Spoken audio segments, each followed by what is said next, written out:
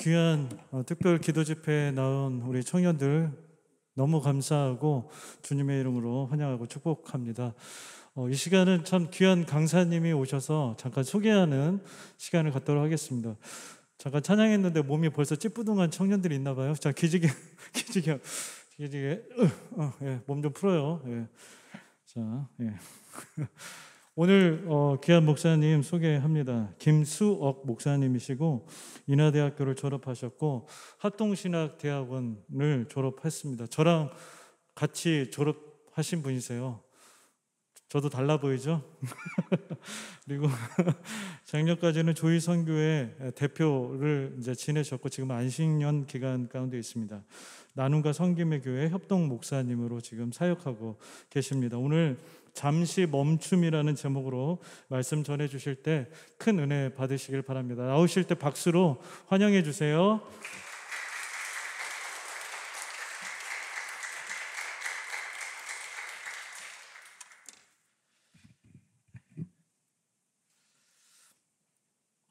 네, 이렇게 제가 보내드린 사진이 있는데 그 사진보다 더 근사한 걸로 잘 찾아주셔가지고 감사합니다. 차이나타운에는 이렇게 몇 번 이렇게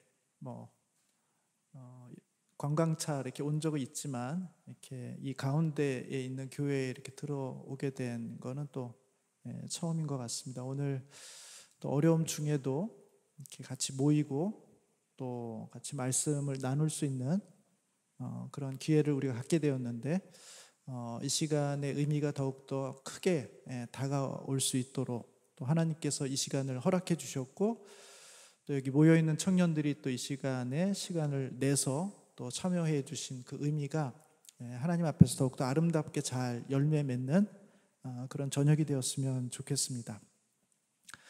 저는 부천에 살고 있습니다. 그리고 오늘 여기 올 때 지하철로 올까 차를 가지고 올까 이렇게 고민하다가 차를 가지고 이렇게 왔어요. 아마 여러분들 중에도 운전을 하시는 분들이 많이 계실 줄 압니다만 운전이라는 게 면허증을 따서 이렇게 해보면 처음에는 겁이 많이 나지만 사실은 그렇게 큰 복잡하지가 않습니다.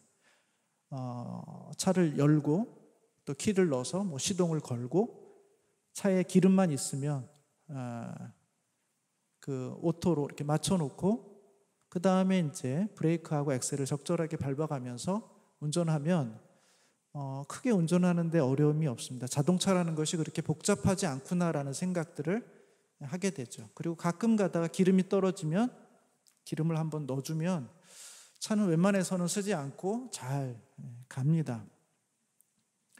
그래서 차를 조작한다는 것은 굉장히 간단해 보이고 차 자체도 되게 단순해 보이거든요. 그런데 가끔 그런 경험이 있는지 모르겠지만 차가 생각지 않는 순간에 도로에서 쓰는 경우가 있습니다. 저는 그런 경험을 몇 번 했고 그 중에 한 차는 폐차를 시키기도 했는데 앞에서 연기가 나고 그래서 갑자기 차가 시동이 꺼지고 또 시동을 걸려고 해도 시동이 안 걸리고 그랬던 순간이 있어요. 그러면 여러분들 운전을 하시든 하시지 않든 제일 처음에 여러분 뭘 하시겠습니까? 일단 차에서 내려서 알지는 못하지만 본넷들을 이렇게 열어보게 되죠. 열어본다고 아는 건 아니지만 하여튼 열어보게 됩니다. 그러면 연기가 난다든지 뭔가 이렇게 그전까지는 몰랐는데 이 차가 매우 복잡한 작동 원리를 가지고 있다는 사실을 알게 돼요.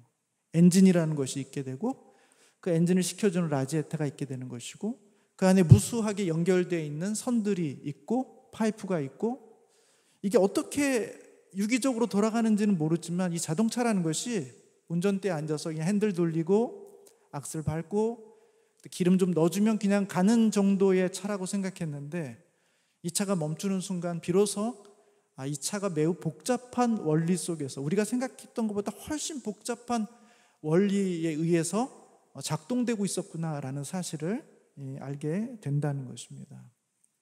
그런 측면에서 우리 인생 가운데 찾아오는 이런 잠깐의 이렇게 의도치 않은 멈춤은 당황스럽기도 하고 때로는 난감하기도 하지만 그 멈춤 때문에 우리는 우리 자신의 인생을 한번 돌아볼 수 있게 돼요.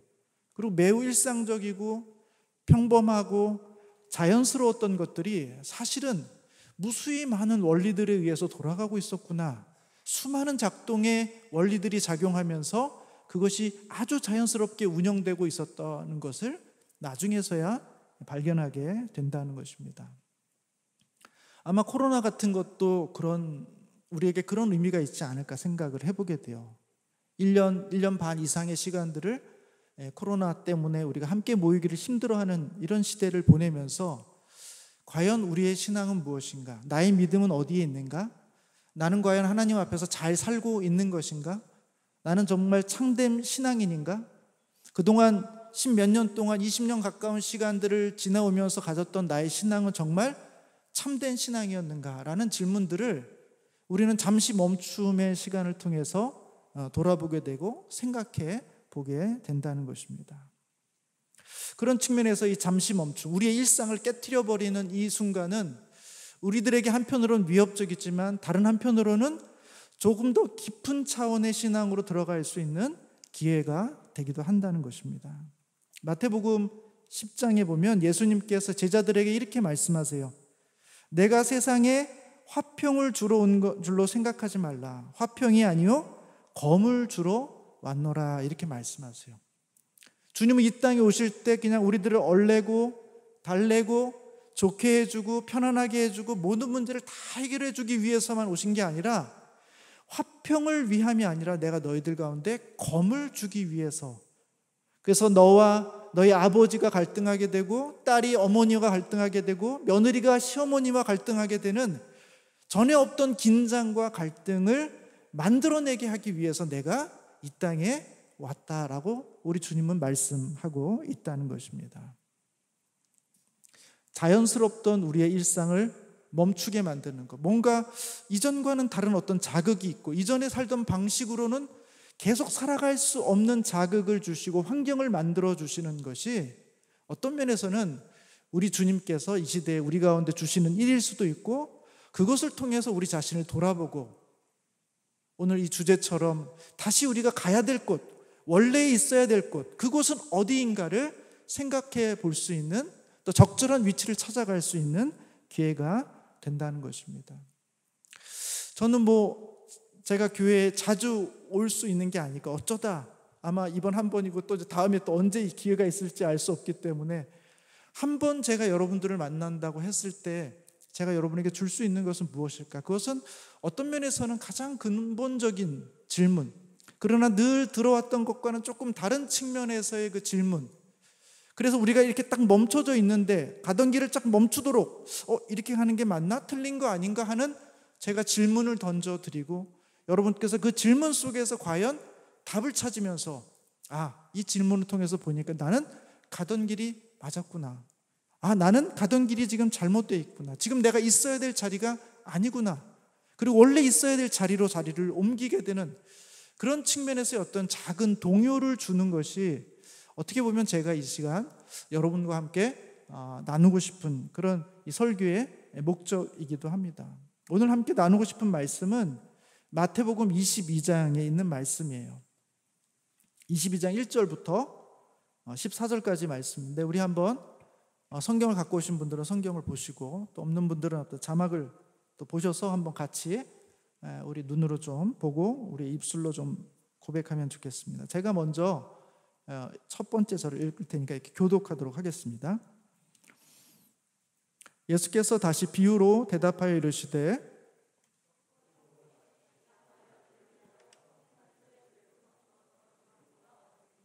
그 종들을 보내어 그 청한 사람들을 혼인잔치에 오라 하였더니 오기를 싫어하거늘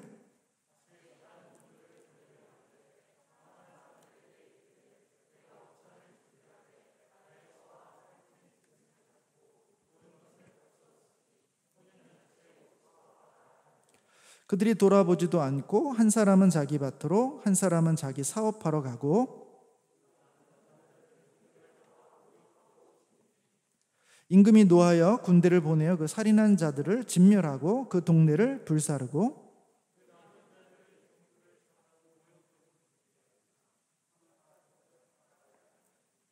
내 거리 길에 가서 사람을 만나는 대로 혼인잔치에 청하여 오라 한데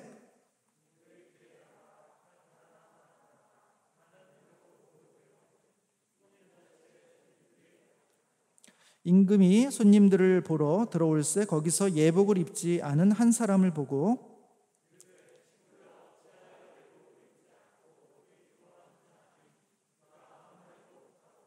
임금이 사환들에게 말하되 그 손발을 묶어 바깥 어두운 데에 내던지라. 거기서 슬피 울며 이를 갈게 되리라 하니라. 청함을 받은 자는 많되 택함을 입은 자는 적으니라. 네, 오늘 이 비유는 아마 여러분들이 많이 들어보셨음직한 그런 비유의 내용입니다. 세 개의 장면으로 되어 있어요. 첫 번째 장면은 왕이 자기의 아들의 혼인잔치, 왕의 아들입니다. 왕의 아들의 혼인잔치에 이미 초대한 사람들이 있었어요. 당시의 귀족들이나 그 초대에 합당한 사람들이었겠죠. 그 사람들을 이제 종을 보내가지고 이제 왕의 혼인잔치가 됐으니까 오라고 초청을 합니다. 그런데 그 성경에 보면은 그들의 그 종의 오라는 이야기를 듣고도 무심하게 오지를 않습니다. 그래서 왕이 또 다른 종을 보내서 그들을 오라고 이야기를 합니다. 4절에 보면 다시 다른 종들을 보내며 이르되 청한 사람들에게 이르기를 내가 옷찬을 준비하되 나의 소와 살진 짐승을 잡고 모든 것을 갖추었으니 혼인잔치에 오소서 하더라. 그러니까 지금 왕은 3번 얘기하는 것입니다. 처음에 미리 청첩장을 한번 돌렸고요. 두 번째 종을 보내가지고 이제 오라고 얘기했는데 싫다고 했고요. 세 번째 또 종을 보내서 이제 다 됐으니까 오기만 하면 바로 예식이 시작되니까 오라고 초청을 한 겁니다. 그랬더니 5절에 보시면 그들이 돌아보지도 않고 한 사람은 자기 밭으로 가고 한 사람은 자기 사업하러 가고 이렇게 되어 있습니다. 그러니까 이 종의 이야기를 지금 무시하고 있다는 것을 알 수가 있죠. 오라고 초청을 했는데 3번에 걸쳐서 그렇게 부르고 있는데 한 사람은 뭐 자기 사업하러 가버렸고요. 또 다른 사람들은 별로 신경 쓰지 않고 그냥 가버린 것입니다. 지금 무시를 받고 있는 것이죠. 6절에 보면 그 남은 자들은 종들을 잡아 모욕하고 죽이니 이렇게 되어 있습니다. 근데 무시하는 차원을 넘어서 그 왕이 보낸 그 종들을 잡아서 죽이기까지 하는 것입니다. 지금 이것은 뭘 보여주고 있습니까? 지금 이 사람들이 왕에게 적대적인 마음을 갖고 있다는 것을 보여주는 거예요. 왕을 왕으로 인정하지 않을 뿐만 아니라 왕을 싫어하고 있고 왕을 무시하고 있다는 사실을 보여주고 있는 것입니다. 그러자 7절에 보면 임금이 노하여 군대를 보내어 그 살인한 자들을 진멸하고 그 동네를 불사르고 이렇게 되어 있습니다. 여러분 청첩장을 받았는데 무슨 일이 있어서 결혼식을 못 가면 왕이 군대를 보내서 사람을 죽인다 이렇게 볼 때 왕은 좀 너무 심각하다 이렇게 볼 수 있을지 모르지만 이 내용을 자세히 보면 왕의 문제가 아닙니다. 아니 어떻게 왕의 초대를 이런 식으로 받은 신하들이 이렇게 무례하고 왕을 무시하고 적대적으로 생각하며 오히려 왕의 종들을 죽임으로써 그의 적의를 이렇게 드러내고 있는가라는 사실을 볼 때 이 사람들은 왕의 통치를 받는 사람들이 아닌 것이죠. 오히려 왕의 원수라고 이야기할 수 있는 것입니다. 그래서 왕은 군대를 보내서 그들을 진멸하도록 하게 된 것입니다. 아마 이 비유는 그 당시에 자신을 의롭다고 말하고 하나님 나라에 초청받은 사람이라고 이야기하는 바리새인들이나 종교 지도자들과 같은 사람들에게 주시는 말씀일지 모르겠어요. 그런데 그들은 왕을 모독했고 또 심지어 왕을 적개적으로 적의를 가지고 이렇게 표현하고 있어요. 아마 하나님께서 그들을 향해서 너희들의 행동이 바로 이와 같은 것이다 라고 지적하고 있는 비유의 내용인지 모르겠습니다. 자, 두 번째 장면은 뭐냐 하면 우리가 좋아하는 말씀이에요. 9절에 보시면 내 거리 길에 가서 사람을 만나는 대로 혼인잔치에 청하여 오라 한대. 그러니까 초청받지 않은 사람이다. 초대에 자격이 없는 사람이에요. 그냥 길거리에 있는 사람들입니다. 그런데 그 잔치가 있기 때문에 왕께서는 그들을 불러가는데 그냥 길거리에 있는 사람들을 다 초대해서 데리고 오는 것입니다. 10절을 한번 읽겠습니다. 10절을 읽어보겠습니다. 시작. 종들이 길에 나가 악한 자나 선한 자나 만나는 대로 모두 데려오니 혼인잔치에 손님들이 가득한지라. 그러니까 길거리에서 아무나 지금 데려오고 있는 것입니다. 그런데 구체적으로 뭐라고 얘기하고 있습니까? 악한 자나 선한 자도 다 데리고 온 것입니다. 그렇기 때문에 사실 우리도 주님의 잔치에 초청을 받지 못했지만, 종교적인 지도자이거나 또 하나님 앞에 의롭다고 말할 수 있는 사람들이 아니지만, 들어갈 자격이 없는 사람들이지만, 하나님께서 이와 같은 방식으로 그의 아들의 잔치에 우리를 불러주심으로 악한 자일지라도 선한 자일지라도 다 그 잔치에 들어갈 수 있는 은혜를 입게 되었다는 것입니다. 자, 여기까지는 사실 우리가 이게 읽거나 받아들이는데 전혀 문제가 없어요. 그건 우리들을 위한, 그래서 우리가 하나님의 잔치에 은혜로 들어갈 수 있게 되었구나 라고 생각할 수 있습니다. 비유가 여기서 끝났다면은 우리는 큰 긴장과 갈등이 없습니다. 그러나 문제는 뭐냐, 그 다음 구절이 있다는 거예요. 11절에 보시면 임금이 손님들을 보러 들어올세 거기서 예복을 입지 않은 한 사람을 보고 이르되 친구여 어찌하여 예복을 입지 않고 여기 들어왔느냐 하니 그가 아무 말도 못하거늘, 이렇게 되어 있습니다. 잔치가 막 진행되고 있는데 임금이 그 현장에 오셔가지고는 사람을 쭉 한번 보시는 거예요. 쭉 한번 스캔을 쭉 하시고 그 중에 누가 하나 딱 띄었습니다. 그 한 사람은 예복을 입지 않았어요. 그래서 임금이 그렇게 얘기하는, 너는 왜 예복을 입지 않았는가? 라고 이렇게 물어보게 됐고, 그 사람은 거기에 대한 변명을 하지 못했습니다. 13절에 보시면 임금이 사환들에게 말하되 그 손발을 묶어 바깥 어두운 데 내던지라 거기서 슬피 울며 이를 갈게 되리라 하니라, 이렇게 되어 있어요. 10절까지는 좋았어요. 하나님이 우리도, 자격 없는 우리도 다 그 하나님이 왕의 혼인, 아들의 혼인잔치에 다 우리를 초대해 주셨구나. 그래서 자격 없는 우리도 들어갈 수 있게 됐구나. 그 혜택을 볼 수 있게 됐구나 라고 생각했는데, 문제는 거기 들어온 모든 사람들이 끝까지 남아있는 것이 아니라 임금이 굳이 거기를 한번 쭉 둘러보시고 굳이 한 사람을 정해서 너는 왜 예복을 입지 않았느냐 하고는 그 한 사람을 거기서 빼내오다는 것입니다. 그리고 바깥 어두운 데로 내쫓는다라는 것입니다. 여러분, 이 비유가 마지막 이 부분까지 담겨져 있기 때문에 우리는 부담스러운 거예요. 이 비유가, 이 11절 이유가 없었다면 우리는 굉장히 편안하고 만족했을 거예요. 그런데 이 비유 11절 이후의 내용까지 굳이 마치 부록처럼 이 비유 안에 들어가게 하심으로써 하나님의 은혜로 교회 안에 들어온, 하나님의 은혜로 주의 성도들이 된 백성들을 향해서 모종의 긴장관계, 혹시 이 예복 입지 않은 사람이 내가 아닐까? 아니, 나는 정말 예복을 입었을까? 아니, 도대체 이 예복이라는 게 뭐지? 하나님의 은혜, 하나님의 구원에는 조건이 없다고 하는데 이 예복이라는 이 조건은 과연 무엇인가 하는 질문을 우리 스스로에게 던지게 되고, 과연 이 질문에 대한 답을 찾을 때까지 우리는 마음의 긴장을 놓치지 않을 수 없는 것이죠. 여러분, 이 예복이라는 게 무엇일까요? 설교의 마지막 부분에 가서 그 부분을 좀 같이 나누려고 합니다. 여러분, 설교 듣는 중에 과연 그것은 무엇일까 한번 여러분 스스로 한번 질문을 좀 던져보세요. 여러분, 이게 왜 중요하냐면 이 비유가 단순히 정말 결혼식장에 가냐 안 가냐 이런 비유가 아니라 22장 2절에 보시면 이렇게 되어 있거든요. 천국은 마치 자기 아들을 위하여 혼인잔치를 베푼 어떤 임금과 같으니, 이렇게 되어 있습니다. 이 비유가 단순한 비유가 아니라 천국에 대한 비유라는 것입니다. 하나님의 나라에 대한 비유라는 것입니다. 구원과 관련된 비유라는 것입니다. 그런데 그 하나님의 나라 천국이 누구와 잔치를 베푼 임금과 같다고 했으니까 이 임금이 어떻게 행동하는가가 이 천국이 가지고 있는 특성을 잘 반영해 주고 있단 말이에요. 근데 임금이 그냥 길거리에 있는 사람을 다 데리고 오는 것으로 끝내는 게 아니라 임금이 굳이 예복 입지 않은 한 사람을 찾아내가지고 그를 밖으로 내쫓는 것까지가 이 비유의 전체란 말이죠. 그렇기 때문에 우리는 사실 이 비유를 볼 때마다 마음의 긴장과 두려움을 갖지 않을 수 없다라는 것입니다.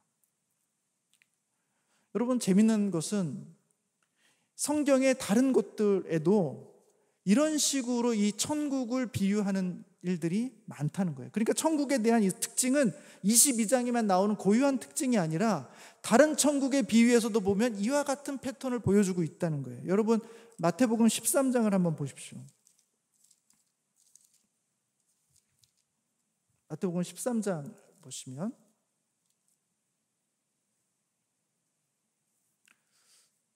목사님 혹시 이 스크린이 밝아가지고 이 조명을 다 켜도 아마 보시는데 문제가 없을 것 같아요. 조금 어두우면 조금 더 잠에 깊이 들어갈 수 있지 않을까요? 네. 다 키셔도 상관없을 것 같아요. 오히려 밝게 하는 게 낫지 않을까. 네, 13장에 보시면 24절부터 40절입니다.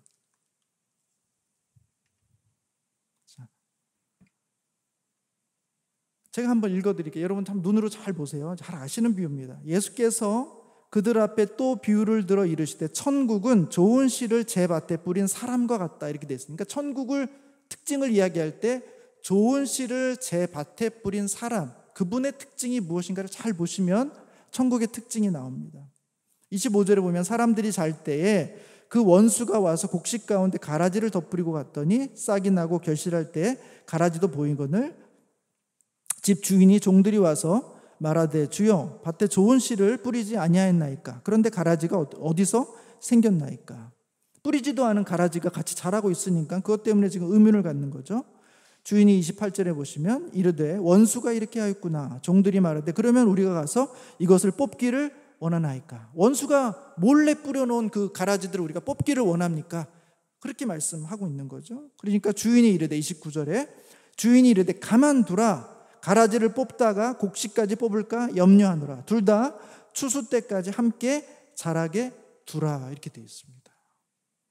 그러니까 이 주인은 좋은 씨를 뿌렸는데 그 좋은 씨 의도치 않게 원수가 가라지를 함께 뿌리는 바람에 그 주인의 밭에 좋은 씨와 함께 가라지가 함께 자라게 되는 것을 알게 됐어요. 지금 여기에 문제가 있다는 것을 알고 있어요. 여기에 하나님의 좋은 씨만 있는 게 나쁜 씨도 함께 있다는 사실을 알게 됐어요. 그래서 종들이 이거 빨리 뽑아내야 되지 않습니까? 이렇게 묻고 있는 거예요. 그런데 이 주인은 뭐라고 합니까? 가만두라고 이야기합니다. 언제까지? 추수할 때까지. 추수할 때까지 그냥 그것이 같이 자라도록 가만두라는 것입니다. 그러니까 공존하는 시간이 있다는 것입니다. 좋은 씨와 하나님이 원래 뿌렸던 씨와 원래 의도치 않은 가라지가 함께 공존하는 시간들이 한 밭 안에 존재하는 시간들이 있다는 거예요. 그러나 그것은 영원하지는 않죠. 추수 때에 가면 어떻게 합니까? 정확하게 구분해내십니다. 30절에 보시면 추수 때에 내가 추수꾼들에게 말하기를 가라지는 먼저 거두어 불사르게 단으로 묶고 곡식은 모아 내 곡간에 넣으리라. 마지막 때에 가서야 그것을 둘로 정확하게 구분해내겠다라는 것입니다. 그것이 천국이 가지고 있는 특징이에요. 그러니까 천국은 그냥 어떤 시점 그 이전과 이후로 이렇게 확 한순간에 확 바뀌는 게 아니라 뭔가 모종의 긴 과정이 있고 이 과정 속에서 함께 공존하는 하나님의 백성과 하나님 백성 아닌 자들이 함께 공존하는 시간들이 있다가 어느 순간에 마지막 때에 가면 그것이 정확하게 구분되어져 가는 그런 방식으로 하나님의 나라가 설명되고 있다는 것입니다.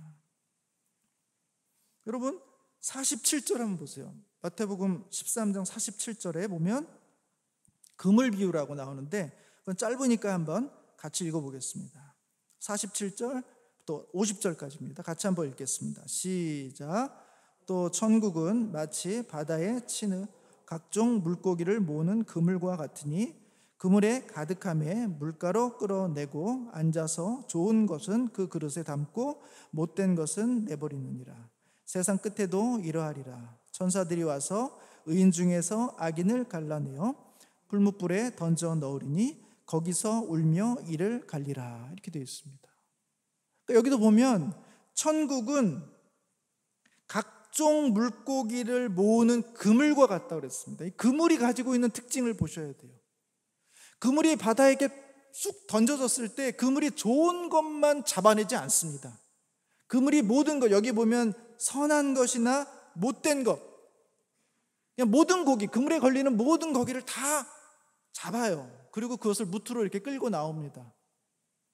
그리고 나서 거기서 좋은 것과 못된 것을 골라낸다는 거예요. 천국은 마치 그런 그물과 같다라는 것입니다. 이것이 보여주고 있는 하나님 나라의 특징이라는 거예요. 그냥 어떤 순간 이전과 이후로 갈려지는 게 아니라 시작된 그물로 함께 모여지는 시간, 누구나 다 들어올 수 있는 왕의 혼인잔치에 들어올 수 있는 그 기간이 있고 마지막까지 그것이 유지되는 사람이 있고 그것에서 중간에서 떨어져 나가게 되는 어떤 존재들이 있다라는 사실을 마태복음은 우리 가운데 보여주고 있다라는 거예요. 여러분, 우리가 이 하나님 나라 구원과 관련되어서 던져져야 될 질문의 내용이 문제가 조금씩 바뀌어야 된다는 것을 알습니다. 이렇게 물어볼 수 있죠. 천국을 어떻게 하면 들어갈 수 있습니까? 어떻게 구원을 얻을 수 있습니까? 구원의 티켓을 얻으려면 우리가 무엇을 해야 됩니까? 라고 우리는 물어볼 수 있을 거예요. 그 전에 그래서 그 구원의 티켓을 얻는 방법에 대해서 우리는 관심을 가졌을 수 있어요.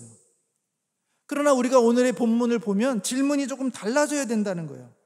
어떻게 하면 천국의 마지막 순간까지 남아있을 수 있습니까?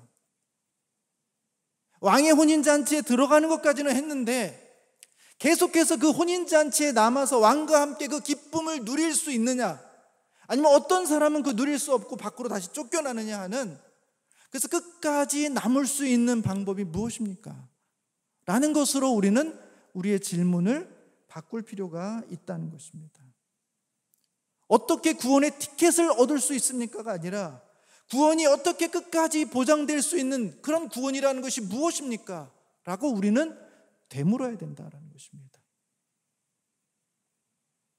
과거의 어느 시점에 내가 세례를 받았기 때문에, 내가 과거의 어느 시점에 예수님을 나의 구주로 선배가 시키는 대로, 우리 목사님이 말씀하시는 대로 또 따라서 내가 고백했기 때문에 내가 그때 얻은 그 티켓으로 이제 나중에 하나님의 나라에 갈 때 이 티켓을 보여주면서 내가 세례를 받았거든요, 내가 예전에 이렇게 고백을 했거든요, 자, 이 티켓에 분명히 그렇게 나와 있지 않습니까? 하고 이 티켓으로 거기를 들어가는 게, 그게 핵심이 아니라 어떻게 하면 이것이 끝까지 유지되도록, 이 중간에서 여기에서 탈락되지 않을 수 있는가가, 그것이 성경이 하나님 나라를 이야기할 때 우리 가운데 주고 있는 도전이라는 것입니다. 그래서 저는 우리가 우리의 구원을 이야기할 때, 그 다음에 하나님의 나라, 천국을 이야기할 때 내게 구원의 어떤 티켓이 있느냐, 하나님 나라에 들어갈 수 있는 어떤 신분, 내가 과거에 어느 시점에 세례를 받은 것, 내가 과거에 어느 시점에 주를 나의 주로 고백했던 그 시점, 그것으로 내가 나의 티켓을 삼을 것인가의 문제가 아니라 다른 관점이 필요하다는 것입니다. 저는 그 관점이 뭐냐 하면 시민권이라는 것입니다. 시민권. 아마 요즘 여러분들은, 웬만한 분들은 다 해외에 한두 번씩 아마 다녀오신 분들이 있을 거예요. 그리고 요즘은 그렇게 가는 것이 그렇게 옛날처럼 그렇게 크고 어려운 일들이 아니게 되었습니다. 그럼 여러분이 이제 해외에 가시게 되면 대부분의 국가는 이제 비자가 없는 무비자로 이렇게 들어갈 수 있는데, 들어갈 때 보면은 입구가 다르죠. 그 입국 신고를 하는 곳이 다릅니다. 하나는 그 원래 시민들이 들어가는 곳이 있고, 관광객들이, 비자를 가지고 있는 사람들, 내지는 무비자지만 외국인들이 들어가는 그 신고하는 곳이 따로 있습니다. 보통 우리는 어디로 갑니까? 국내에 들어오는 일이 아니라면 외국인 줄에 서서 거기서 이렇게 들어가게 되는 것이죠. 그리고 비자가 있든 없든 90일 정도의 그런 무비자 기간을 가지고 거기서 관광도 하고 일도 보고 여러 가지 일들을 하면서 결국은 나오게 되는 것이죠. 그러니까 중요한 것은 우리가 그 나라의 시민이냐는 거예요. 시민은 들어가서 눌러 살 수 있어요. 그러나 시민이 아니라 단순히 관광객이라면, 내가 비자를 끊고 잠시 이 출입국 사무소를 통과할 수 있는 조건을 갖춘 사람이라면 들어가서 그 안에 있는 많은 즐거움들을 누릴 수도 있고 볼 수도 있고 일을 할 수도 있지만 90일이 되기 전에 나와야 돼요. 여러분, 안 나오면 어떻게 됩니까? 불법 체류자가 되는 거예요. 그 나라에서 그 사람을 색출해서 강제적으로 내보냅니다. 왜 내보냅니까? 그 사람이 그 나라에 무슨 해를 끼쳤기 때문입니까? 아니, 그 사람은 그 나라 시민이 아니기 때문에 그래요. 여기에 계속해서 머물러 있을 수 없기 때문에 그렇습니다. 그러니까 우리가 하나님의 나라를 생각할 때, 구원을 말할 때 티켓 한 장으로 이 티켓이 있느냐 없느냐. 여러분, 영화관 갈 때 티켓이 있으면 그 입구에서만 한번 딱 확인 받아주면 그 안에서는 전혀 문제가 없어요. 거기서 뭐 자든 딴 일을 하든 거기서 계속 뭐 2-3시간 있던 두 편을 보든 큰 문제가 없어요. 다른 사람 좌석을 빼앗는 것이 아닌 이상.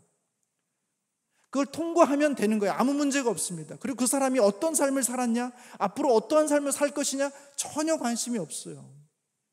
그냥 그 티켓을 얻었다는 것만으로도 그 공간을 들어가는 것입니다. 그 사람이 어떤 삶의 윤리와 도덕이 무엇이냐, 그 사람의 가치관이 무엇이냐, 그 사람이 과거에 전과가 있느냐 없느냐 아무 의미가 없어요. 티켓은 그냥 그런 거예요. 그러나 하나님 나라의 백성이라는 것은 그런 티켓과 같지 않다는 것입니다. 시민권이라는 거예요. 여러분, 시민권과 그다음에 관광 비자를 가지고 들어간 사람들의 다름이 무엇입니까?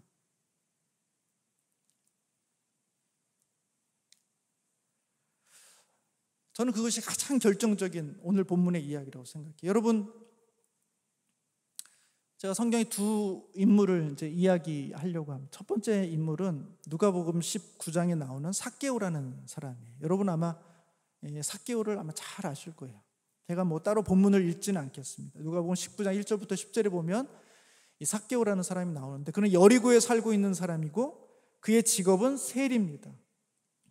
그런데 그는 직업을 아마 잘 수행해서 성공했던 것 같아요. 성경에 보면 세리장이라고 되어 있습니다. 그러니까 세리에 꽤 높은 직급을 갖게 됐어요. 그러니까 아마 세리 업무도 잘했고 또 거기에 대한 성과도 있었기 때문에 그는 세리장이 된 거죠. 그리고 또 보면은 그는 부자라고 되어 있습니다.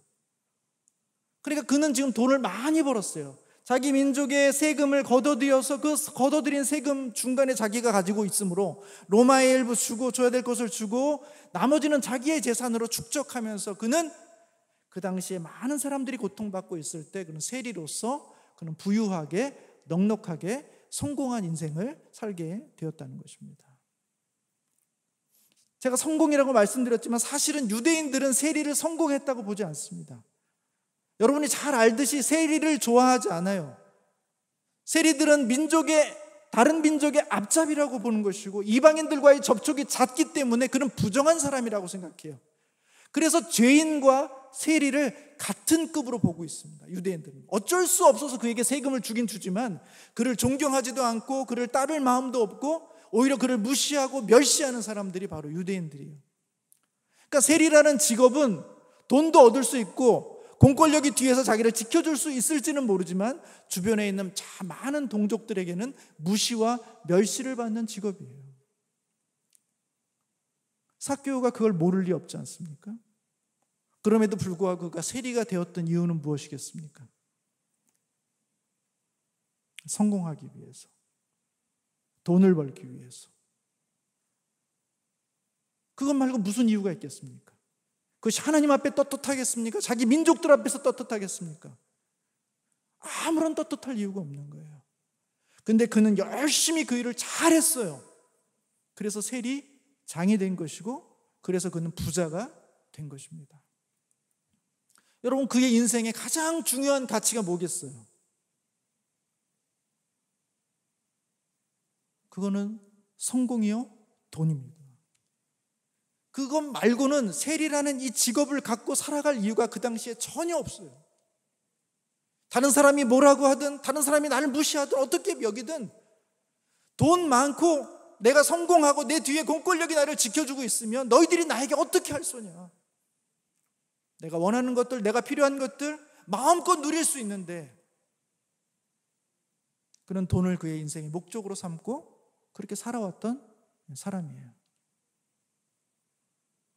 그런데 그 여리고에 예수님이란 분이 지나가신다는 소문을 듣게 된 거예요. 여러분, 삭개오, 돈을 밝히고 돈의 목적을 삭개오의 입장에서 예수님은 그렇게 큰 의미가 없어요. 돈이 많은 사람도 아니고 부유한 자도 아니고 거기에 무슨 성공하기 위해서 줄 서 있는 사람도 아니고 그에겐 그렇게 흥미롭지 않은 거예요.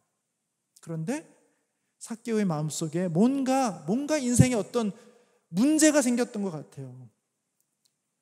돈을 목적으로 알고 성공을 위해서 그렇게 열심히 살아왔지만 많은 사람들에게 비난과 지탄을 받고 있는 자신의 모습을 보면서 과연 이것이 잘 살고 있는 것인가? 아마 그런 질문을 스스로에게 던졌을지 모르겠어요. 그런데 예수님이란 분이 지나가는 거예요. 그런데 예수님이란 분이 어떤 분인지 소문을 들어서 알죠. 예수님은 세리와도 함께 식사를 하고 친구가 되어주고 그들과 교류하는 분이라는 사실을 들었어요. 그가 여태까지 알고 있었던 많은 유대인들, 내노라 하는 잘난 척하는 많은 유대인들을 봤지만 아무도 그의 마음에 매력적인 사람은 없었어요. 그러나 예수님은 뭔가 달랐어요. 게다가 얘기를 들어보니까 예수님의 제자 12명 중에 세리가 있다는 얘기까지 들은 거예요. 예수님은 내가 세리임에도 불구하고 충분히 나를 이해하고 나를 용납하고 나를 가까이에서 만나주실 수 있는 분이겠구나라는 생각을, 기대를 가졌을지 모르겠어요. 그래서 그는 사람들이 비켜주지 않아서 뽕나무 위로 올라가고 그 나무 위에서 예수님을 지켜봅니다. 다행히 예수님은 그와 눈이 마주쳤고 그의 가까이 오셔서 삭개오야 내려와라, 내가 오늘 너희 집에 유하여 하겠다 하고는 삭개오와 함께 그날 밤 같이 이야기를 하고 식사를 나누게 됩니다. 그게 누가복음 19장 1절부터 10절의 이야기예요. 근데 뭐 대단한 일이 일어난 것 같지 않은데 누가복음 19장에 보면 놀라운 일이 일어납니다. 갑자기 삭개오가 이렇게 고백합니다. 9절인가 한번 봐주시겠습니까? 8절이네요. 8절 한번 같이 읽어보겠습니다. 8절 시작. 삭개오가 가서 주께 여짜오되 주여 보시옵소서, 내 소유의 절반을 가난한 자들에게 주겠사오며 만일 누구의 것을 속여 빼앗은 일이 있으면 내 갑절이나 갚겠나이다. 돈을 위해서 그렇게 살아왔던 이 사람이 갑자기 주님을 만나고 나서 자기 재산의 절반을 가난한 사람들에게 주겠다고 얘기합니다. 그리고 자기가 누군가를 속여서 빼앗은 것이 있다면 4배를 쳐서 돌려주겠다고 이야기합니다. 여러분, 이 고백이 쉬운 일이 아니죠. 평생 돈을 중심으로 살아갔던 이 사람이 갑자기 자신의 절반을 떼서 가난한 사람들에게 누구인가에 토색한 것이 있으면 4배를 쳐서 갚게 되면 여태까지 자기가 모아왔던 많은 것들이 한순간에 다 없어질 수도 있는 그런 고백이에요. 그런데 그런 고백을 지금 주님 앞에 하고 있는 것입니다. 여러분, 지금 삭개오는 달라졌어요. 뭐가 달라졌습니까? 그 인생의 가장 중심에 있었던 그 돈, 성공, 그것이 더 이상 주님 앞에서 아무것도 아니라는 사실을 발견하게 된 거예요. 이것이 나에게 그렇게 큰 의미가 없는 것이라는 사실을 그는 발견하게 된 겁니다. 그렇지 않고서야 삭개오가 어떻게 갑자기 이런 고백을 할 수 있겠습니까? 그때 주님께서 이 삭개오에게 이렇게 말씀하십니다.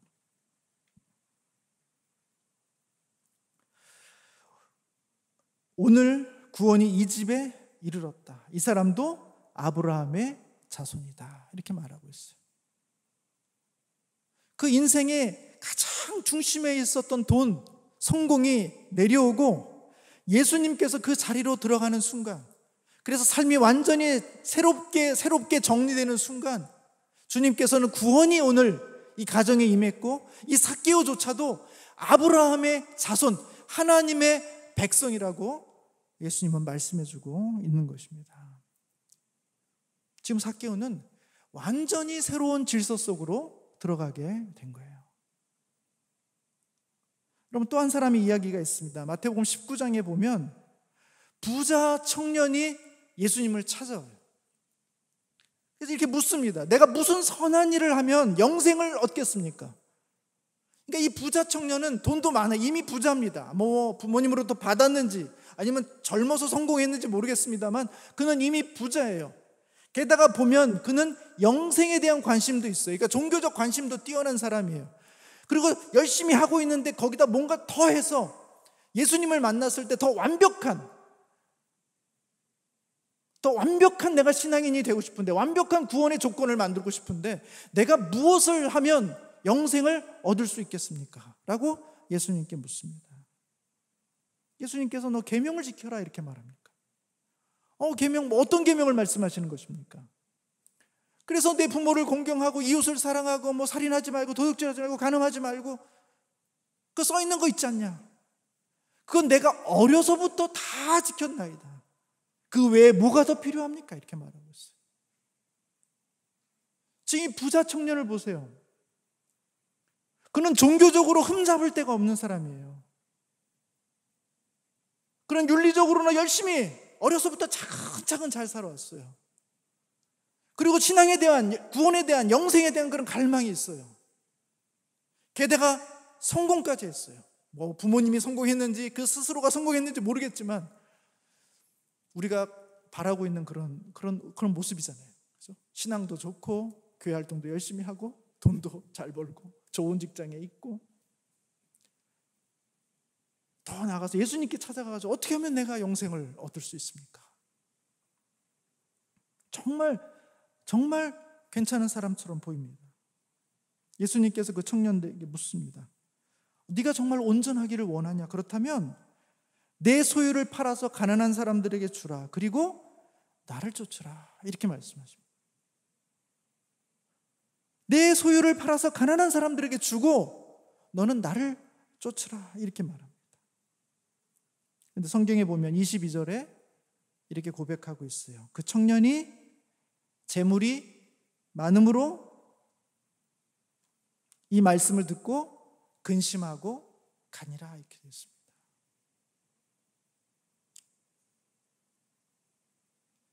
이 청년은 정말 종교적으로 아주 괜찮은 그런 사람이었으나 사실 그 삶의 중심에 무엇이 있었던 것입니까? 그의 재물이 있었던 거예요. 재물. 제가 재물과 성공을 이야기하고 있지만 사실 우리 인생의 주인이 과연 누구냐는 거예요. 자기 자신을 실현하는 것, 자기가 최종적인 결정권을 갖고 있는 것, 그래서 자기가 하고 싶은 모든 것을 마음껏 할 수 있는 것을 가장 우리 인생의 중심에 둔 사람은 결코 하나님이 그 인생 속으로 들어갈 수 있는 방법이 없다는 거예요.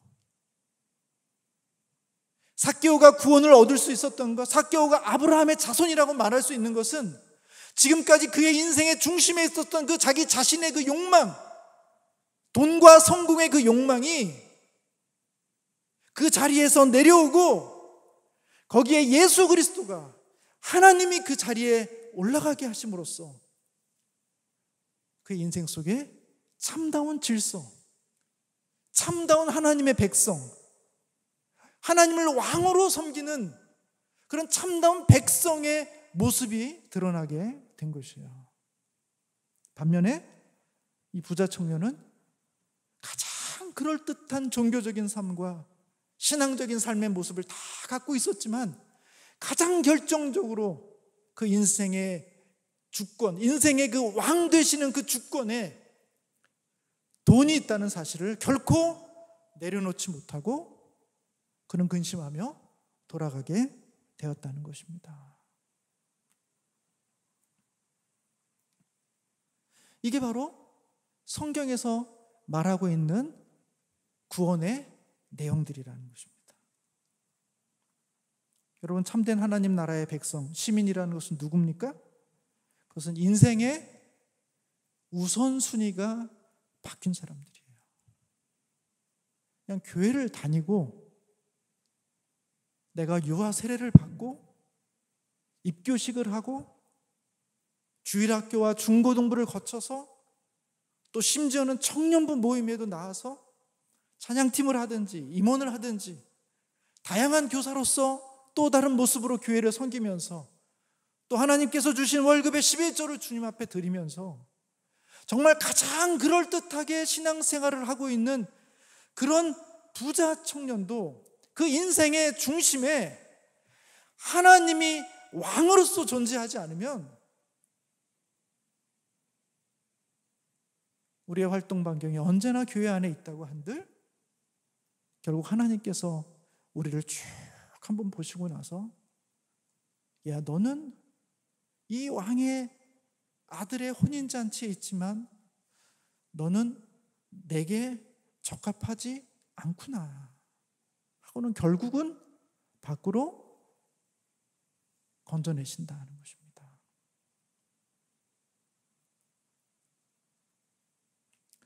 여러분, 돈과 성공을 우선순위로 살아가는 사람들은 돈과 성공이 가장 안전한 것, 돈과 성공이 가장 흔들리지 않는 위치에 두고 삶의 모든 방식을 다 이것을 위한 방식으로 바꿔요. 모든 질서를 다 그렇게 바꿉니다. 심지어는 우리의 신앙도, 우리의 가장 근본적인 욕구도, 우리의 관계도 다 이것을 중심으로 새롭게 정리하는 거예요. 왜? 그게 중심이니까. 그게 왕이니까. 내가 신앙생활을 하는 이유도 이 돈과 성공, 내 자신의 성취를 이루는 것에 방해가 되지 않는 선에서만 하나님도 허용이 되고 종교도 허용이 되고 신앙생활도 허용이 되는 거예요.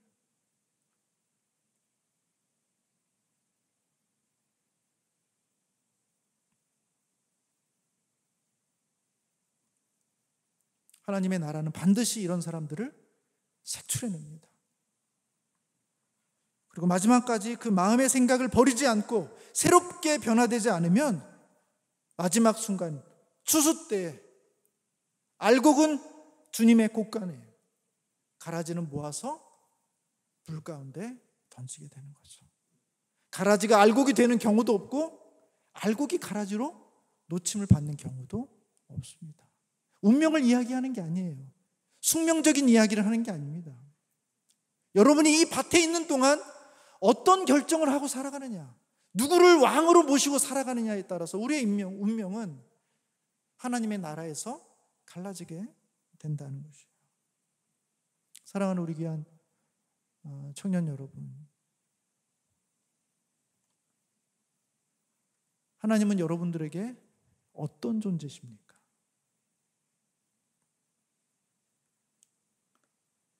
하나님은 여러분의 왕이십니까? 여러분의 인생을 하나님께 온전히 맡길 수가 있어요? 내 인생의 주인이 하나님이시다. 하나님, 내 인생을 백지로 하나님 제가 주님께 드립니다. 내 계획이 있지만 이거 하나님 그대로 안 돼도 괜찮습니다. 내 갈망이 있고 내 성공에 대한 스토리가 있지만, 그 계획이 있지만 하나님, 그건 내 계획이고 하나님이 나를 원하신다면, 하나님의 방식으로 가장 적절한 길로 나를 인도하신다면 하나님, 나는 기꺼이 따르겠습니다. 왜냐하면 내 인생의 주인은 내가 아니고 하나님이심을 제가 믿습니다. 그와 같은 고백이 우리 안에 있습니까? 여러분이 어떤 직장을 가느냐, 어떤 대학을 다니느냐, 얼마나 많이 돈을 벌고 얼마나 안정적으로 삶을 살아가느냐, 사실 그것은 그렇게 하나님 앞에서 큰 의미가 없을지 몰라요. 우리는 어떠한 모습으로든지 하나님 앞에서 하나님의 백성답게 살 수 있어요. 하나님을 왕으로만 보신다면. 그러나 우리가 아무리 근사하고 아무리 멋지고 아무리 괜찮은 종교적인 형태와 인생의 성공을 갖고 있다고 하더라도 그 인생의 중심에 하나님이 계시지 않는 한 우리는 하나님의 나라에는 절대로 적합한 사람이 아닙니다.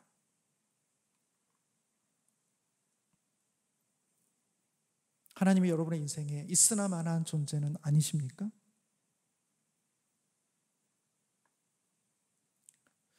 여러분, 제가 설교 초반에 구원의 조건으로서 예복이라는 게 있는데 그 예복이 과연 무엇을 의미할까? 제가 그 질문을 한번 드렸습니다. 한번 생각해 보시기를 원했습니다. 제가 볼 때 이 예복이라는 것은 뭡니까? 이 예복이 정말 하나의 조건이 된다면 그 조건의 내용은 무엇인가라는 거예요.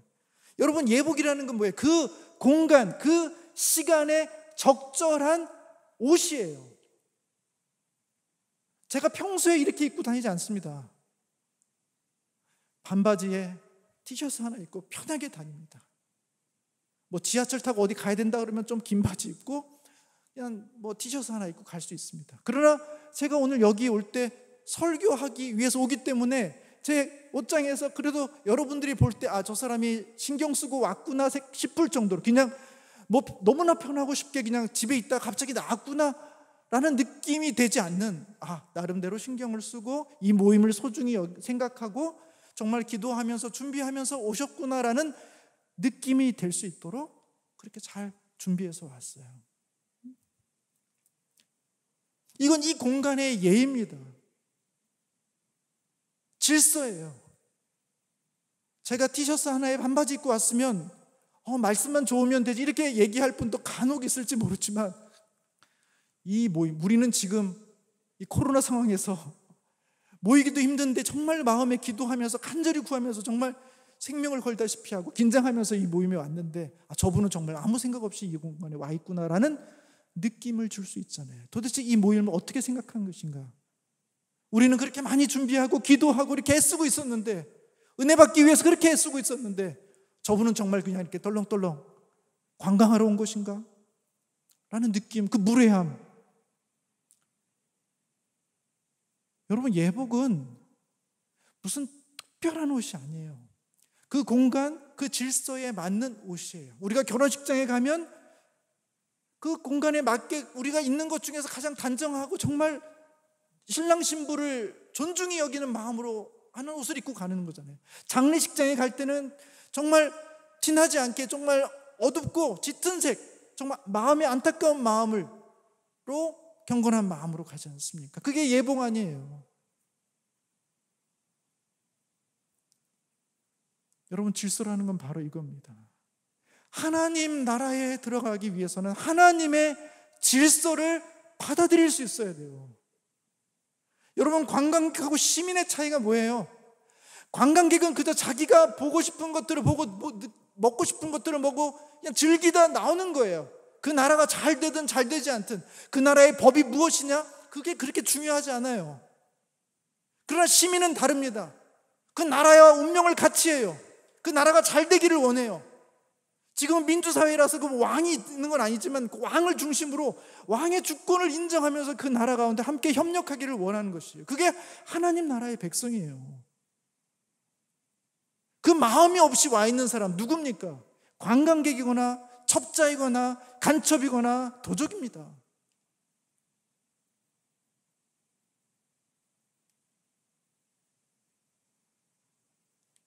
예복이라는 건 뭡니까?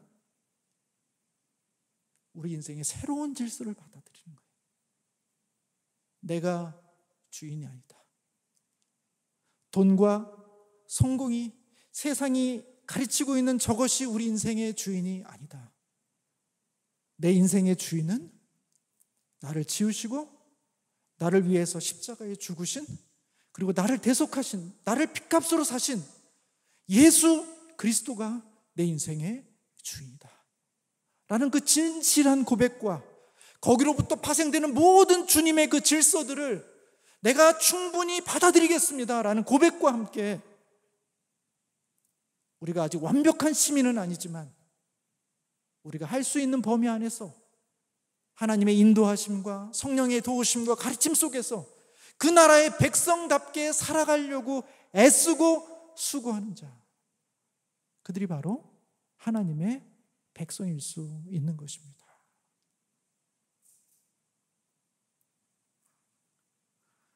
여러분, 어쩌면 제가 지금 삭개오의 비유라든지 부자 청년의 비유, 그래서 마치 있는 것 모든 것, 여러분 뭐 있는 것도 별로 없으실 텐데 있는 것 모든 것을 다 그냥 교회에다 바치고 그리고 이렇게 살아야지만 된다, 이런 결정, 여러분 다니던 회사도 다 그만두시고 학교도 그만두시고 너무나 큰 변화를 지금 뭐 이야기하는 것처럼 느끼실지 모르겠어요.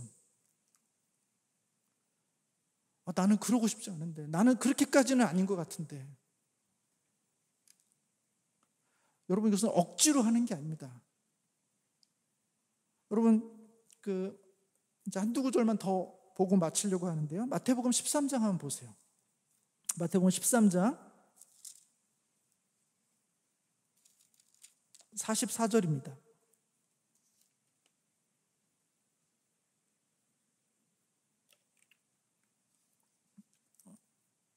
(44절) 한번 같이 읽어보도록 하겠습니다. 44절 시작. 천국은 마치 밭에 감추인 보화와 같으니 사람이 이를 발견한 후 숨겨두고 기뻐하며 돌아가서 자기의 소유를 다 팔아 그 밭을 사느니라. 천국은 감추인 보화와 같다고 되어 있습니다. 이 보화의 특징이 뭡니까? 감추어져 있다는 것이고, 그 감추어져 있었는데 그것이 발견되면 이 발견한 사람을 보세요. 뭘 합니까? 자기 소유를 다 팔아서 그 밭을 사요. 왜 삽니까? 그 밭을. 그 밭에 보화가 있기 때문에 그래요. 옛날에는 전쟁이 하도 많이 일어나니까 이 사람들이, 이 팔레스타인은 전쟁이 너무 많으니까 일로 도망갔다 절로 도망갔다, 그러니까 재산이 있을 때 그 재산을 다 갖고 갈 수가 없어요. 그러니까 전쟁이 일어나면 중요한 것들은 박스에 딱 넣어가지고 땅에다, 자기만 알 수 있는 땅에다 탁 묻어놓는 겁니다.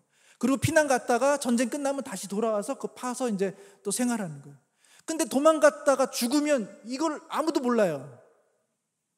그런 것들이 종종 발견되었다고 그래요. 그러니까 이 사람도 그 밭이 자기 밭이 아닌데 거기서 뭔가를 이렇게 일구어서 살아가려고 빌려가지고 하고 있는데 우연히 그와 같은 것을 발견한 겁니다. 거기에 보니까 엄청난 게 들어있어요. 근데 밭 주인도 몰라요. 이게 있는 줄 몰라요. 그러니까 이 사람이 어떻게 다 덮고 나서 가가지고 자기 소유를 다 팔아서 이 밭을 삽니다. 이 밭에 뭐가 있습니까? 보화가 있기 때문에 그런 것이죠. 여러분, 지금 이 사람의 행동이 어리석습니까? 아니에요. 여러분들이라도 다 그렇게 하시지 않을까요? 물론 법적으로 지금 저게 적법하냐 아니냐, 저렇게 하는 거 불법 아니냐, 뭐 이렇게 생각하지 마시고 그냥 이 비유의 내용, 지금 이 상황을 충분히 이해하실 수 있잖아요. 왜냐하면 내가 가지고 있는 것을 다 가지고 와도 여기 묻혀있는 이 보화에 비하면 아무것도 아니기 때문에 기꺼이 내 가진 것을 다 팔아서 이 보화를 사게 된다는 거예요. 그게 바로 뭐예요? 밭에 감추인 보화요. 그게 바로 천국이라는 거예요. 하나님 나라라는 거예요. 그러니까 하나님 나라의 가치를 발견하면 그처럼 내가 가지고 있는, 이전에 그거 없으면 못 산다고 생각했던 것들이 갑자기 그렇게 중요하지 않은 것처럼 보여지게 된다는 거예요. 다 죽어도 이것을 사는데 전혀 내 안에 아까움이나 주저함이 없다라는 거예요. 여러분, 저는 중학교 2학년 때부터 교회를 다녔어요. 모태신앙이 아닙니다. 하지만 중학교 2학년 때부터 되게 성실하게 잘 다녔어요. 그래서 저는 중학교 2학년 때, 중3 때 돼서 저는 중등부 회장이 됐습니다. 교회 나온 지 10개월 만에. 초고속 승진 있죠. 그리고 제가 고등부 올라갔는데, 고등부 1학년 때 보통 2학년이 총무를 하는데 저에게 총무를 맡겼어요. 제가 고등학교 1학년 때 총무가 됐어요. 그리고 고등학교 2학년 때 저 회장했습니다. 굉장히 열심히 신앙생활을 잘 했죠. 아주 모범적으로. 그런데 교회에서 하는 수양이라든지 그다음에 부흥회라든지 가면 강사분이 늘 그렇게 마지막 날에는 늘 초청하세요. 주님을 위해서 자기를 헌신할 사람은 손들라고 그러고, 그 손든 사람 앞으로 나오라고 해가지고 그런 시간이 늘 있어요, 과거에. 그러면 제 마음속에 정말 저는 성실한 신앙인이었기 때문에 열심히 듣고 그 말씀을 들으면 여기까지 차요. 나도 저렇게 살아야 되겠다, 저게 바른 것 같다, 저렇게 해야 되겠다, 내 인생을 드려야 되겠다, 이렇게 생각하지만 마음속에는 여기까지 마음이 있지만, 한 손으로는 저 그렇게 하고 싶습니다라는 생각이 있지만 다른 한 손으로 왜 그래? 이렇게 손 잡아요, 내려요. 왜? 너 이거 한순간의 실수가 너 평생을 좌우하는 거야. 너 그러다가 목사 되면 어떡할 거냐? 너 그러다가 저기 아마존 이런 데 선교사 가면 어떡하려고 너 지금 그렇게 함부로 너의 인생을 막 던지냐. 저는 그게 참 두려웠어요. 제가 주님께서 인생을 드리면 그냥 그렇게 저를 끌고 가실 거라고 생각했어요. 그러나 제가 하나님을 조금씩 알아가고 예수 그리스도께서 하신 일을 조금씩 알아가고 하나님이 말씀하시는 그 하나님의 나라가 어떤 것인가를 조금씩 알아가면서 제 마음속에 조금씩 변화되기 시작했어요. 가만히 보니까 제가 그 당시 나이가 21, 22 아주 어린 나이에 불과했지만 저도 저의 인생의 미래를 책임질 수가 없더라고요. 내가 뭐가 하고 싶은 것들이 있고 저렇게 됐으면 좋겠다 하는 것이 있지만 실제로 그것이 내가 정말 좋아해서 그런 것인지 아니면 다른 사람들의 요구에 의해서 그런 것인지 정확히 알 수가 없어요. 내가 무엇을 원하는지도 모를 때가 많고 내가 원한다고 원했는데 그것이 정말 나중에 보면 어리석은 선택이었다는 것을 나중에 깨달을 때도 참 많았어요. 제가 오늘 저녁도 장로님께서 식사를 대접해 주셨는데 마지막에 짜장면을 먹을 것이냐 짬뽕을 먹을 것이냐, 제가 분명히 짜장면을 먹어야 되겠다고 결정을 하면서도 마지막에 짜장면을 얘기할 때 짬뽕 먹을까? 하는 생각을 한 번 하고 아니야 나 짜장면 먹으려고 했었어 해가 짜장면 먹었단 말이에요. 사람의 선택이라는 것, 감정이라는 것이 그렇게 무엇인가를 하나를 정하는 게 무엇이 진짜 내 마음인지를 정확하게 알 수 없을 때가 너무나 많은데, 그리고 내 인생을 내가 미래를 책임질 수가 없는데 왜 나는 내 인생의 주인이 돼서 내가 스스로 주인이 돼서 나를 이끌어가는 것이 가장 현명하고 좋은 것이라고 생각했을까? 하나님은 나를 사랑하시고 하나님은 나를 위해서 십자가에서 아들을 죽게까지 하셨는데 나를 누구보다도 정확하게 아시고 나의 미래도 아시고 과거도 아시고 내가 무엇을 좋아하는지 무엇을 싫어하는지 하나님께서 모든 인생의 모든 과정들을 다 아시는데 왜 그분 앞에 내 인생을 맡기지 못하고 마치 내가 내 인생의 주인인 것처럼 붙잡고 앉아서 그렇게 매 순간 두려움과 염려와 걱정으로 살아가고 있을까? 제가 그런 생각을 하게 됐어요. 어느 수양회 저녁 집회 때 저는 그날 저녁에 정말 기쁨으로 제가 손을 들고 앞으로 나갔어요. 그리고 하나님께 고백했습니다. 하나님, 제 인생을 하나님께 맡기겠습니다. 제 인생의 주인은 하나님이십니다.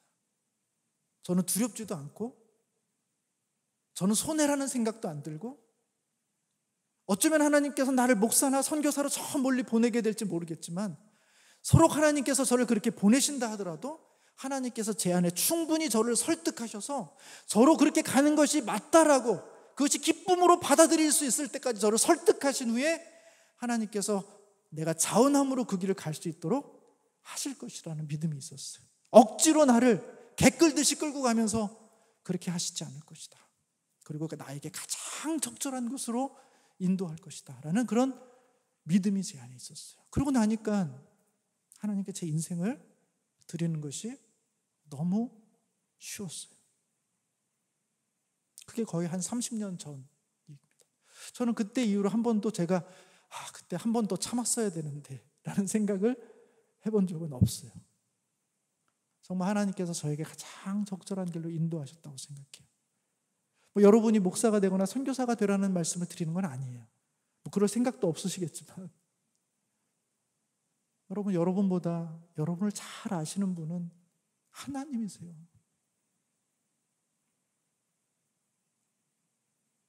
여러분의 부모님보다 여러분을 더 사랑하시는 분은 하나님이세요. 여러분, 하나님이 여러분에게 가장 좋은 것 주기를 원하십니다. 그 방식과 그 내용이 우리가 아직 미처 몰라서 그렇지 하나님은 우리에게 가장 좋은 곳으로 가장 적절한 순간에 나중에 돌아보면 그래 이게 맞았구나 라는 그런 감탄의 고백을 드릴 수 있도록 우리의 삶을 인도해 가신다는 거예요. 여러분의 인생을 맡기시라는 것입니다. 어려운 일이 아니라는 거예요. 여러분 탕자가 돌아올 때 마지못해 돌아온 거 아닙니다. 물론 환경적으로 힘들었지만 그는 영원히 거기서 돌아오지 않을 수도 있었어요. 그리고 아버지가 거기까지 가서 끌고 온 것도 아니에요. 그 아들의 마음속에 아버지 집에는 정말 이 먹는 것 때문에 문제가 되어서 이렇게 배고라하는 종들도 없는데 내가 아버지 품을 떠나서 정말 혼자 왜 이런 고생을 하고 있을까? 아버지께로 돌아가자. 내가 아버지의 아들로 나를 받아주세요 이렇게 얘기할 자존심은 없고 그럴 만한 자격도 없고 그냥 나를 품꾼의 하나로 그냥 여겨만 달라고, 그래서 그냥 먹을 것을 먹게 해주도록 그와 같은 존재로 나를 받아주셔도 괜찮겠다. 그럼 드디어 거기서 아버지의 품으로 돌아가는 것이 가장 지혜로운 결정이라는 생각을 하게 된 거예요. 그리고 리턴한 것이죠. 그리고 막상 가보니까 아버지가 나를 종으로 받은 게 아니라 죽었다가 살아난 내 아들로 맞고 나를 위해서 잔치를 베풀어 주고 있는 모습, 그것이 누가복음 15장에 나와 있는 말씀이지 않습니까? 여러분, 뭔가 대단하고 힘들고 어렵고 할 수 없는 헌신을 막 억지로 해야만 되는 그런 방식으로 여러분에게 요구하는 게 아니에요. 하나님이 어떤 분이신가? 하나님이 여러분에게 하신 일이 무엇인가? 그리고 하나님이 여러분을 하나님의 나라로 초대해서 여러분에게 주고 싶은 것이 무엇인가를 생각해 보시고 성경을 통해서 살펴보시고 그분께 내 인생을 맡기는 것이 가장 지혜로운 것이구나 라는 판단이 들면 아낌없이 주저함 없이 그분께 여러분의 인생을 맡겨드리세요. 그게 하나님의 백성이 되는 것이고 하나님의 예복을 입는 것이고 하나님의 구원에서 떨어지지 않는 하나님의 방법이라는 것입니다. 제가 티켓 입장권 얘기 드렸고 시민권 얘기 드렸는데 하나의 티켓만 더 말씀드리고 마칠게요. 제가 지난 봄에 부산에 일이 있어서 가게 됐습니다. 부산에 이제 KTX를 타고 가는데 여러분 아마 열차 다 타보셨을 테니까 어떻게 하면 됩니까? 뭐 코레일 어플 이렇게 해가지고 인터넷으로 해가지고 매표 하면 되죠. 표 사서 좌석 끊고 그리고 이제 갑니다. 뭐 종이 같은 거 필요 없죠. 그냥 어플만 이렇게 가지고 가면 되죠. 여러분 서울역 가서 기차 탈 때 표 보여주나요? 들어갈 때 아무도 제지하지 않습니다. 열차 탈 때 그 승무원들이 있지만 여기가 어디 가는 차라고 알려주지 뭐 표 검사하지 않습니다. 그냥 타요. 아니 내가 표를 샀는지 안 샀는지도 모르고 내가 어디까지 가는지도 모르는데 이 사람들이 이렇게 막 태워도 되나? 검사를 안 해요. 그럼 이제 타죠. 그럼 저는 뭐 표를 샀으니까 그 좌석에 가서 이렇게 앉아 있습니다. 그리고 목적지에 도달할 때까지 이 승무원이 왔다 갔다 하면서 저한테 표를 보여달라는 얘기도 안 해요. 그리고 내릴 때 뭐 표를 확인하지도 않아요. 나갈 때 아무것도 없어요. 그냥 서울에서 부산까지 가는데 아무도 누구도 표를 보여달라고 하지 않습니다. 그러면 이거 표도 안 사고 부산까지 갈 수 있는 거 아닌가? 아니 대전까지만 끊고 양심은 있으니까 부산까지 가도 되는 거 아닌가? 그런 생각할 수 있죠. 그러니까 누구나 다 탈 수 있게 해놨어요. 근데 재밌는 것은 내 좌석에 표를 끄는 사람이 그 좌석에 앉아있을 때는 검사를 안 합니다. 그런데 그 자리는 표 예매가 되지 않았는데 누군가 앉아있으면 승무원이 어떻게 합니까? 저 자리는 비어있어야 되는 자리인데 누가 앉았네? 그리고 이제 표를 좀 보여달라고 하는 거죠. 물론 속이고자 작정한다면 뭐 계속해서 서울서 부산까지 계속 서 있으면 아마 검사 안 할지도 모르겠죠.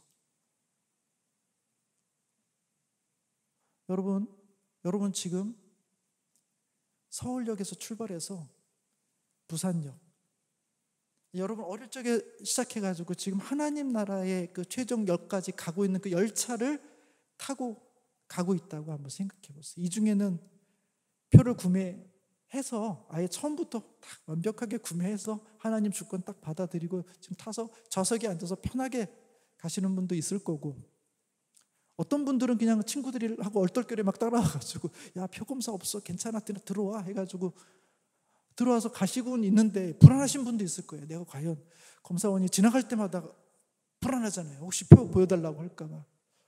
그러면서 한편으로 야 내가 5만 몇천 원 굳었는데 이거 표도 안 사고도 갈 수 있을지도 모르겠네 이렇게 생각할 수도 있겠죠. 여러분, 승무원을 속일 수는 있어요. 그러나 이 하나님 나라를 가는 이 열차 안에서 하나님의 눈길을 속일 수는 없어요.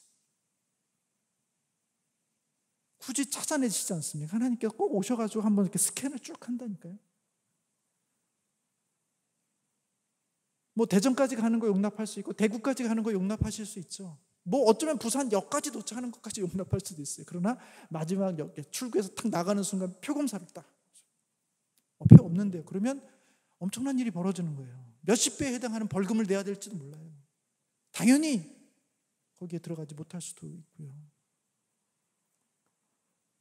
저는 여러분 대부분 이 안에서 이미 충분히 먼저 표를 끊고 자리에 앉아서 하나님의 주권을 받아들인 채로 이 여행을 하고 있을 거라고 생각해요.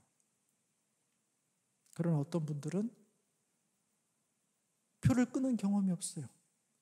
하나님 앞에 나의 인생을 아직 정확하게 들여본 경험이 없는 분들, 내가 친구들하고 같이 어울리기도 하고 예배도 드리고 찬양도 하고 헌금도 하고 교회에서는 여러 가지 봉사도 하는데 한 번도 진지하게 하나님 앞에서 제 인생의 주인은 하나님이십니다, 저는 주님의 것입니다, 주님은 저희의 왕입니다, 저는 평생 주님을 나의 주로 믿고 고백합니다, 와 같은 진지한 고백을 하지 않은 분들이 혹 있을지 모르겠어요.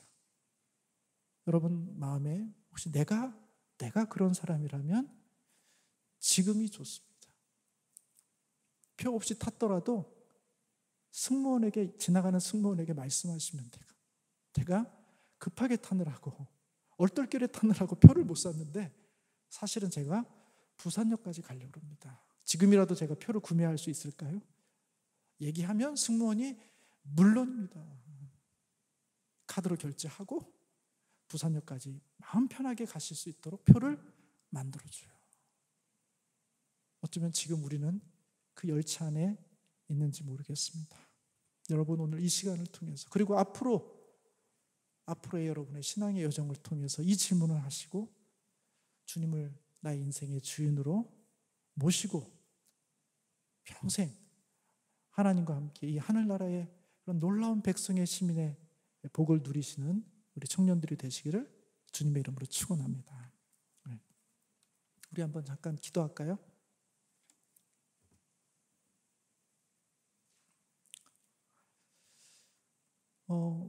지금 우리의 상태가 어떤지 모릅니다. 여러분 자신에 집중하세요. 여러분이 정말 나는 주님의 주권을 이미 인정했고 그 주님의 직권에 맞게 나는 살아가려고 애쓰고 있습니다 하는 분들은 이 여정 속에서 하나님의 은혜와 복을 누리게 해달라고, 하나님께서 만들어 주신 이 하나님 나라의 복들을 경험하면서 제가 갈 수 있도록 위해서 기도하시고요. 나는 아직 한 번도 이런 얘기를 들어본 적이 없고 한 번도 예수를 믿는다는 것이, 하나님 나라에 들어간다는 것이 하나님을 나의 왕으로 모셔야 되는 것인 줄 모른 채 이 여행을 지금 하고 있다면 이 시간 우리 하나님 앞에 나아갑시다. 하나님, 저는 이 여행을 끝까지 하기를 원합니다. 하나님 나라의 마지막 순간까지 나는 주님과 함께 하기를 원하고 주님의 품에 안기기를 원하고 여기 있는 친구들과 함께 그 여정을 끝까지 마무리하기를 원합니다. 그러나 저는 아직까지 주님을 나의 인생의 주인으로 모신 적이 없습니다. 진지하게 그 질문에 내가 대답한 적이 없습니다. 제가 지금 그 대답을 주님 앞에 드리겠습니다 하고 주님을 여러분의 왕으로, 인생의 주인으로 모시는 그런 결단이 있으면 좋겠습니다. 이 시간 잠시 우리 한 1분, 2분 정도 우리 자신을 위해서 한번 기도하고 제가 마치는 기도 드리겠습니다. 같이 기도하겠습니다. 사랑하신 하나님 아버지, 감사합니다. 하나님, 우리의 여정이 과거의 어떤 순간이나 어떤 행위나 어떤 물뿌림이나 어떤 과거의 치적으로 나의 인생의 미래가 보상받을 수 있는 것이 아니라는 사실을 하나님 이 시간 알게 되었습니다. 주님, 이 여정을 끝까지 완수하기를 원합니다. 하나님의 품에 안기기를 원하고, 돈이나 성공이 내 인생의 주인이 아니라, 내 자신이 내 인생의 주인이 아니라 하나님이 내 인생의 주인 되기를 원합니다. 하나님은 정말 이렇게 바깥 어두운 데 쫓겨나서 고통스러운 시간들, 헛된 시간들을 살아가기를 원하지 않습니다. 오 하나님, 이 시간 역사하여 주시옵소서. 이 천국 열차의 이 여정 속에서 하나님, 나의 자리를 다시 한번 확인하게 해주시고, 아직까지 내가 하나님을 나의 인생의 주인으로 고백하지 못했다면, 주님, 밭에 감추인 보화를 발견한 이 사람처럼 하나님, 아버지의 품을 떠나서 사는 것이 얼마나 고통스러웠는지를 발견한 그 아들처럼, 하나님, 삭개오처럼 하나님, 그 인생의 자리에 다시 우리 주님을 모셔드리고 주님 앞에 나오게 되는 놀라운 은혜가 있도록 주님 도와주시기를 원하오니 하나님이 역사하여 주시옵소서. 하나님, 긍휼을 베풀어 주시옵소서. 우리 인생의 작은 멈춤을 통해서 하나님, 우리의 신앙의 근원적인 부분들을 살필 수 있도록 도와주시기를 원합니다. 주여 인도하여 주시옵소서. 사랑하시는 하나님 아버지, 하나님, 어쩌면 우리가 이 하나님 나라의 이 열차를 타고 가고 있는데,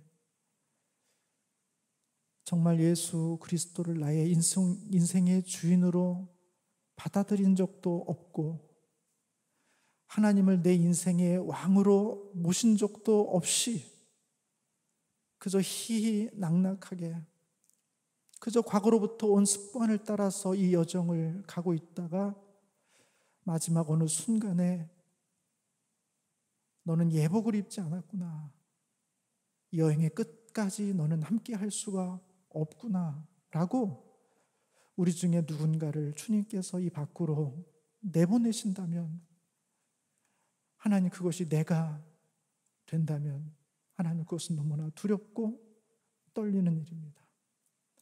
하나님, 오늘 이 말씀을 통하여 다시 한번 나의 삶의 자리, 믿음의 자리, 내 신앙의 자리가 어디인지 살펴보게 해주시고, 아직까지 하나님을 내 인생의 주인으로, 왕으로 모시고 살아가겠다고 고백한 적이 없었다면, 하나님, 오늘 이 말씀이 도전이 되게 해주시고 우리 안에 어떤 하나의 흔적이 되게 해주셔서, 끊임없는 질문이 되게 해주셔서 마침내 삭개오처럼 주님이 우리 인생의 주인으로 오게 되고, 밭에 감추인 보화를 발견한 사람처럼 우리의 모든 것을 다 팔아서 그 밭을 사게 되는 그런 놀라운 결단이 즉각적으로 일어날 수 있도록 하나님, 우리 성월교회 우리 청년 일부 청년들 가운데 주여 임하게 하여 주시옵소서.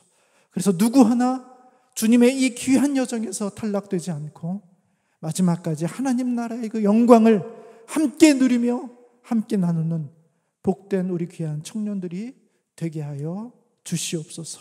그 은혜 가운데 주님께서 함께 해주시기를 간절히 소원하며 예수님의 이름으로 기도합니다. 아멘.